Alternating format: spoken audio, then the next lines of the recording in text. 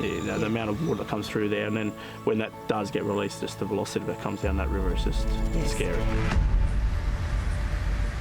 Yeah, you wake up and you see that the driveway out of here's completely gone, and your heart just kind of sinks a bit, especially when you've got your partner and your child with you. You kind of panic, but you try and keep a cool head for them. So that 3-year period alone was extremely unusual, something I've never seen before in my career as a meteorologist. The floods don't have to come with such force, and it's the force in the floods that really gives us the damage that we have to endure. We definitely lose a lot of money coming up to a flood, and then during a flood, and then after a flood. There's a huge financial loss that comes with it.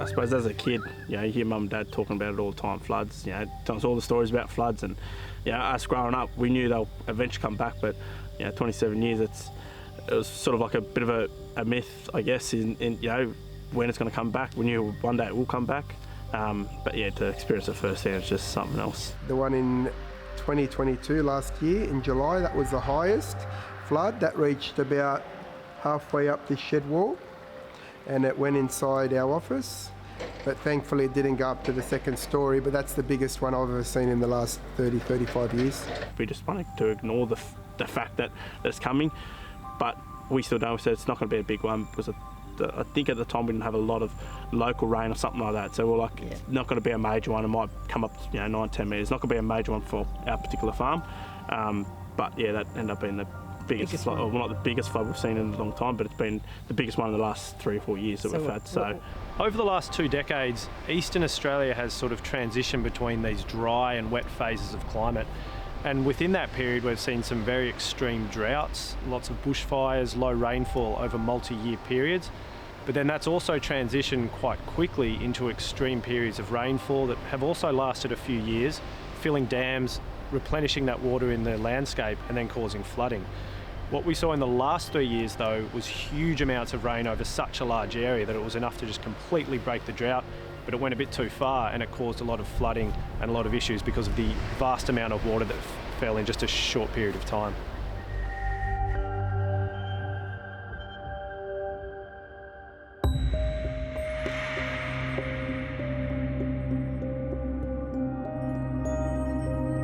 We've seen a lot of floods, but nothing that I could remember as bad as what we've had in the past.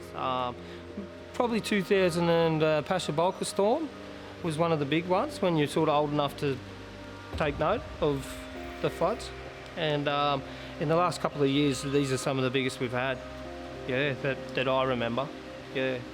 Especially being part of the farm, you look a bit more into it.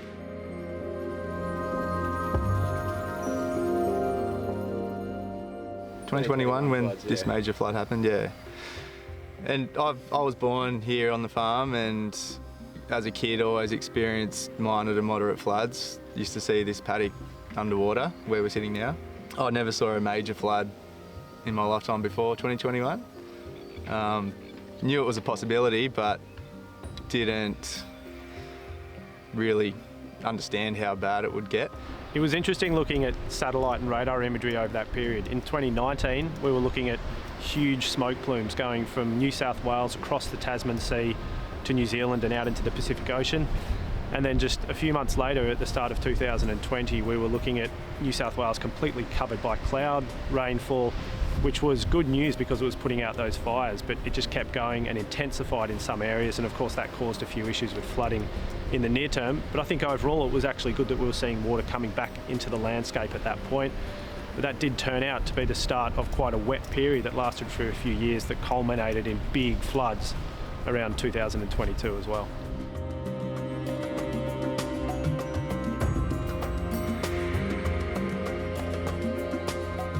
Our flooding events are usually from rain, so cyclones that will sit off the edge of the coast. They'll come down and they'll sit there anywhere from 3 days to 3 weeks, and that just brings huge rain depressions that just dumps water on top of us. If we've already had a wet season leading up to it, the groundwater's so full that any water that comes just sits straight on the top. Last year, because we'd had 2 years of constant rain, there was nowhere for the water to go. And so over the 3 days when it started to rain in February, the rain coincided with a king tide with a full moon as well, which means that the groundwater was even higher. The water that was coming in from the ocean was almost breaking up right onto the beach, which was bringing it the quay inland. And then the rain as well just meant that water had nowhere to go except sitting on top of our farm. There were a number of things at play that caused the extreme rainfall and flooding between 2020 and 2022. The main contributor were 3 consecutive La Nina events in the Pacific Ocean, and that caused more moisture to flow towards Australia from the tropical Pacific, which acted as fuel for rainfall. Another factor though that was happening in that 3-year period were above average temperatures over the Tasman Sea, and we even had what's classified as a marine heat wave on and off through that period. So temperatures were significantly above average. When sea surface temperatures are above average, it causes more evaporation, puts more moisture into the atmosphere, and because we had all of those easterly winds pushing in towards the east coast of Australia, we saw multiple rainfall events. Now, a couple of those events were also enhanced by things we call east coast lows or east coast troughs, and that's just a concentrated focus of wind on one part of the coast. We saw that a number of times between 2020 and 2022. And unfortunately, they happened for the same stretches of the coastline, mainly between southeast Queensland and around Sydney and the south coast of New South Wales. So we saw these multiple rainfall and multiple extreme rainfall events, and they were compound events. What that means is we had dams filling and water going into the landscape, and there wasn't enough time for those rivers and dams to reduce before the next one hit. And that culminated in 2022, where we saw the highest rainfall on record for an individual year in parts of eastern New South Wales, including Sydney, and that came off the back of 3 very wet years. So because of those wet years and those extreme rainfall events that happened one after the other, we saw flooding like we've never seen before in some parts of the state. In 2019, when floods sort of started becoming a thing, that dam was at 40%. We're in drought. We're in a water restriction. Sydney Water had water restrictions on all lawns. The dam was 40%. Within a matter of, I don't know exact days or how many things, but it was maybe a week or so. In a short amount of time, that dam went from 40% to 100% overspilling. So it just shows how quick rain in the right area can just change the scenario. And that dam hasn't gone under 90 since. When they do, if they are going to open a dam, when they're predicting on doing that, we don't know what the size on how big or how severe it's going to be. It's a lot more nerve-wracking when the dam's chock-a-block full, because you know if there's any significant rainfall in the catchment that you know you're going to get a spill. And in one of the floods we also had a lot of local rain. See, it's strange, we don't so much need local rain to get a flood. It's more in the catchment area, and once that dam goes, so you know we can get hardly any rain here but still get a flood. 2022 was an exceptionally wet year for eastern New South Wales, especially in the Sydney area and parts of northeastern New South Wales. So throughout the year, meteorologists were watching this exceptional year just unfolding with extreme rainfall events, not just at one time of year, but 3 separate calendar months, March, July and October, all broke their individual calendar month records. Some of the rain gauges in northeastern New South Wales saw 1 and 2 day totals pushing above 1,000 millimetres. We saw some of the heaviest one-day rainfall that we've ever seen anywhere in New South Wales. There was one rain gauge that had over 700 millimetres in a day, and that was the second highest daily rainfall total on record for any rain gauge anywhere in New South Wales. So the water's just must run off. It's got to run somewhere. The only place it can run is to the river. So, you know, one millimetre of rain equals 1 litre a square metre. So if you get 500 millimetres in a day, you potentially got 500 litres a square metre, times that by kilometres. It's an enormous amount of water, and the calculations are just insane. The amount of water that comes through there, and then when that does get released, just the velocity that comes down that river is just scary. Yeah, so we've had quite a few in the recent years. It's just as they get bigger and the impact that they do and the damage that they do. See, the floods I've always known, they come up, they come down, yes, you're cleaning the mess, yes, you lose your crop.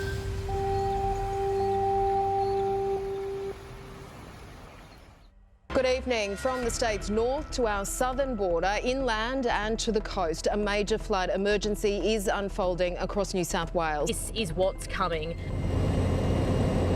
Upstream, a wall of water cascades out of the Copeden Dam. Right now, for severe thunderstorms around Parkes, Young, West Wyalong and Griffith, also north up at Lightning Ridge, as well as on the south coast around Nowra. The Hawkesbury Nepean River could once again be in the firing line. Penrith residents are being urged tonight to stay on high alert with potential flash flooding. Angela, no doubt it will be a long and anxious wait for those flood-affected communities.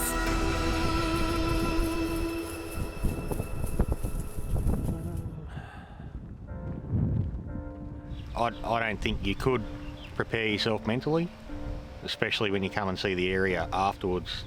I couldn't prepare myself for that. You've got rubbish, debris, mud, pieces of machinery tossed around like soccer balls. It's hard to fathom that it can happen. But at the same time, the floods don't have to come with such force, and it's the force in the floods that really gives us the damage that we have to endure. When I start seeing the water getting close to the bridge, I start saying, come on, let's start packing, let's start getting out of here.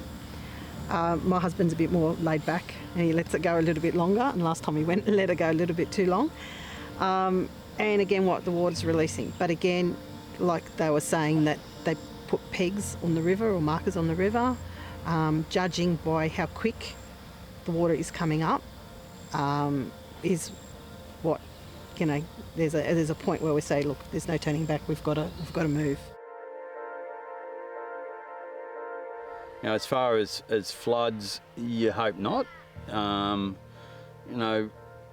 a lot of years, I used to love the sound of rain on a tin roof. It's sort of soothing and all that. And then when you have a flood, every time thereafter, you hear heavy rain, you think, oh, fuck. Is this going to keep going or not? And then you say, don't want another flood, don't want another flood. And then all of a sudden you get a dry and you go, don't want another drought. I don't know. It's just a juggling act to get everything going as you want it to. It was a scary experience. Yeah, you wake up and you see that the driveway out of here's completely gone, and your heart just kind of sinks a bit, especially when you've got your partner and your child with you. You kind of panic, but you try and keep a cool head for them. Infrastructure-wise, the second flood was our worst one, damages to buildings, land, river, water. Our water mains were ripped out as well. The last flood was a different one, as in our crops were destroyed. That's correct, yeah. And every flood is different. Not one of the floods that we've had 6 down here. Not everybody in the area has 6. Cornwallis is a lower area, but every single flood has been different. We've never had the same damage 6 times. The debris was the worst, the first flood, because we haven't had floods in 30 years. So you can imagine all the rubbish and the branches and the trees that came down. Every flood that came through, even the carp. Yeah. The carp was just amazing to see all these dead fish everywhere. And again, the more and more the floods happened, there weren't many left at all. But one of the biggest problems we had up here is the continual flooding. It's not the actual flood that does the damage. The amount of water, the amount of time the water stays up, the amount of damage it does to the riverbank, the amount of silt and debris that are washed into the river, they've all got to go somewhere. So if you're continually getting inundation, the amount of siltation and rubbish that comes down a river is enormous. And that's where most of your problems end up. That's what really does trouble to turf farming.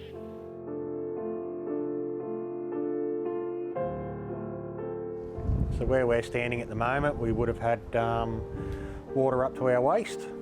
So about waist high here was all the water. There's a mark here on the wall.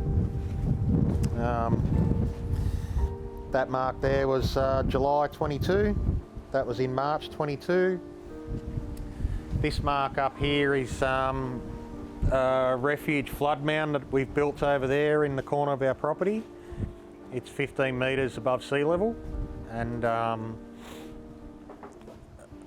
for some of our older machines that are too hard to move out, like excavators and larger machines, we'll put up there some irrigation equipment, put them out of harm's way in next flood. But yeah, all of our technical stuff and that will definitely go to higher ground.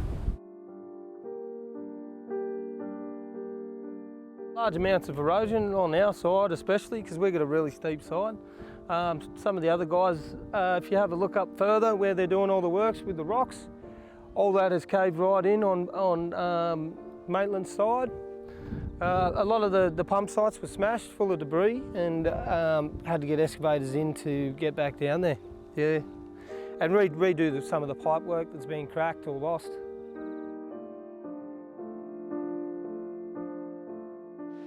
That's not great because your livelihood is definitely at stake. All your machinery, trucks, well, for some people, animals. Yeah, it's not a nice thing. You don't know what's going to happen to your crops. One of the worst sounds they heard was cattle going down the river. Like, that was probably one of the most distressing things of the whole event was, you know, the noise of cattle getting washed downstream, and just the sheer amount of water, how fast it was moving. In our minds, and you know, while it was all happening, we were devastated. We were just saying this was not supposed to be part of our journey. We're not ready for this, let alone mentally, physically, and all of the above. Because I think people don't realise that mentally it takes a lot out of you, and some people have time to prepare for things. They know it's coming. We didn't know, because that history and that experience from the other people that have been here didn't know, you know, for 30 years. And the older people did, but they're gone. I just remember driving down in the car with Dave, and the road was blocked off, and I just burst into tears. I thought all that hard work and, you know, everything that he had done physically is underwater. So at that stage we were it was a waiting game, because we were then trapped underwater for 14 days because that unmaintained infrastructure had collapsed and we were basically trapped in water. So 14 days the turf was suffocating. It's a living thing, it needs to breathe. And we knew what our fate was at that point.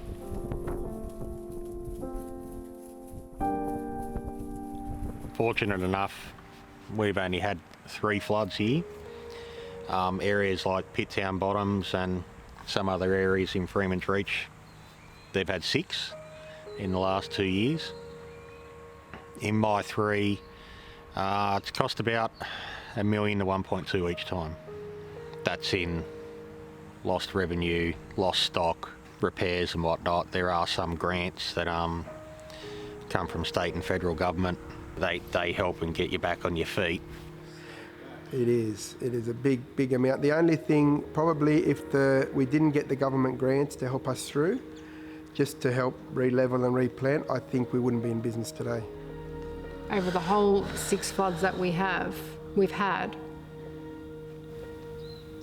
we've probably lost, in terms of stock and, you know, business, probably close to the 10 million plus mark. BOM is an enormous help. You can go into the BOM website, so I can pick up all the rainfall from 1 hour, 3 hours, 6 hours, 12 hours, 1 day for all of the catchment area, so I can see what's coming. On that same website, I can monitor weir heights, so I can actually look upstream from me and see how fast a weir above me is rising. We actually have a really lovely lady called Katrina at the Rural Assistance Authority who has been with us for the last 6 years coming up, and she will ring us to say, there is a grant coming up in your area, or I can see the flood is about to hit you. These are the things you need to start taking photos of now so we can help you. She has been absolutely amazing and so supportive to us over the last, definitely 5 years, I think maybe 6 years, and helping us apply for all the grants that we can find as well. Make sure the paperwork's properly, everything's good. We make sure that we have a really good relationship with all government bodies in our area, so that if there is something we need to do, we can almost get permission before we need to start putting some paperwork in to know that we can go ahead. You always have to be able to have a receipt of a proof of payment to be able to claim anything from the Rural Assistance Authority. Everything needs to be prepaid before you can get the money back, which is really tricky if you've just had a devastating flood come through and wipe out your roads and your machinery that you need to access quite quickly.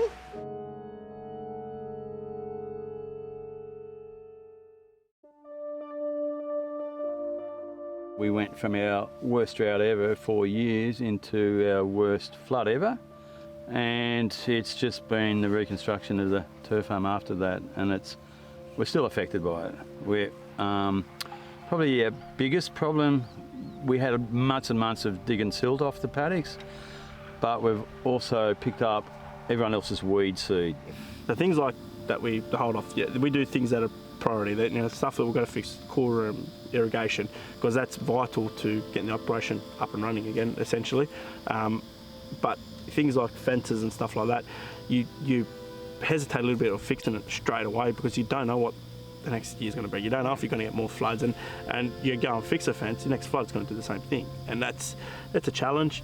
But for us, we take a lot of pride in our property and our appearance and the way our farm looks and presents, and that's a big thing for us. So to see fences pulled out and see that, it goes against what we've worked so hard to try to create. But you just have to do the important things to get the operation back and running, and those things will eventually we'll come back and we'll eventually put some priority into them and get them done.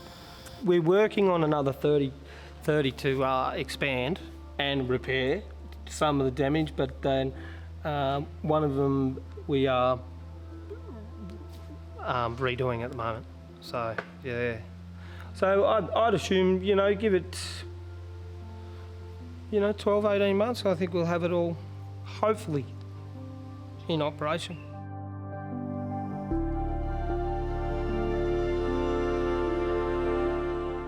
We've survived this many floods now. Hard work, resilience, and just the knowledge we've gathered through all the different floods. We put all that together and do our best to, get back on track. I think with a bit more thought and controlled release, I think you can minimise the damage and minimise the severity of a flood. We've got beautiful, luminous, perfect growing conditions for what we do, and we've got access to a good water supply in Hawkesbury River. Beautiful. We can produce beautiful product, beautiful crops. So you've got to look at it. The good times will come back, the bad times will go, but you just got to try to stay as positive as you can, and that is very, very hard to just say a thing. But no point moaning and groaning. Having move forward. Having the parents as experienced they are over the years and been through a lot of this stuff, for me it gave me a good role model and something to look up towards, and you just got to keep moving forward, and we'll have good times again. I think what we can do moving forward mainly is we can only do so much when a flood's on, but really look at our systems on how we prepare the paddocks for newly planted stock, spend the money on drainage, pipelines, whatever we have to reduce the damage moving forward. You see on television, they advertise, don't go in floodwaters and all that stuff, and I wasn't going to put my family at risk for my farm.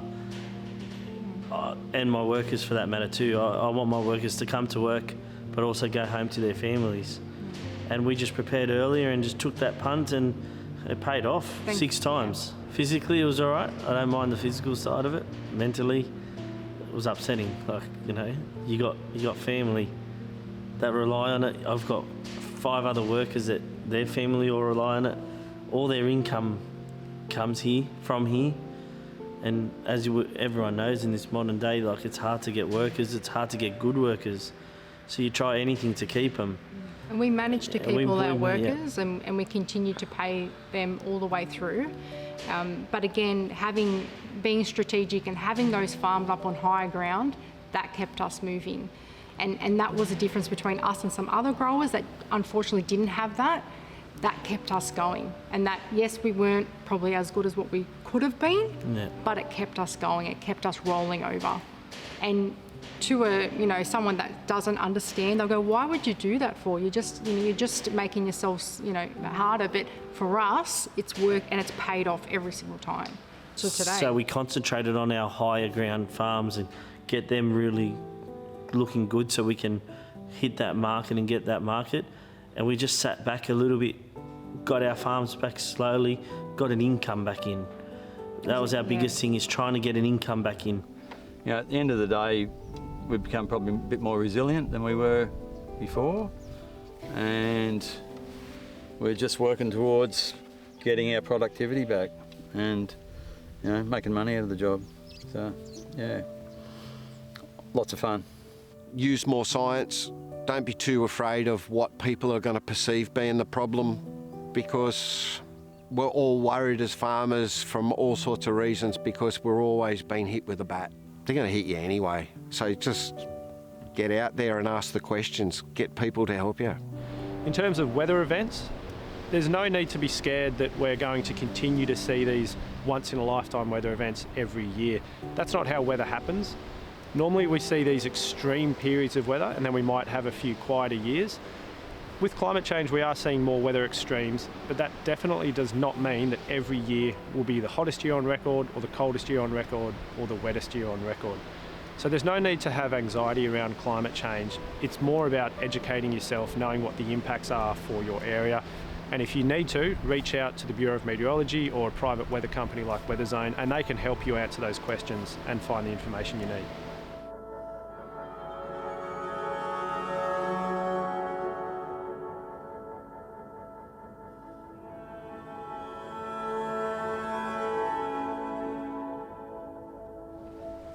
I think my biggest lesson here in terms of post-flood,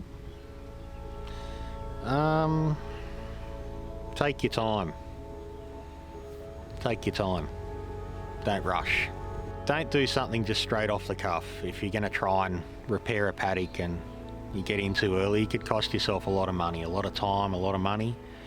Assess the situation properly. Assess it properly. There is no book. We're trying to write a book, but there is no book on this. Every flood's different. Assess each one as it is, and don't rush in just because someone else is doing something. Assess your own property to the way it should be repaired. That's the thing we try not to think about. You can't think about what could have been or what should have been, because this is what we've got. And we're eternally grateful for where we are now and how far we've come. I think if you focus on too much of what you've lost, you will never be able to push through and wake up every morning being positive, because that's always on the back of your mind. And money comes and goes, doesn't it? I think our most important thing is our health. And seeing our children happy and healthy as well, that's what makes us positive.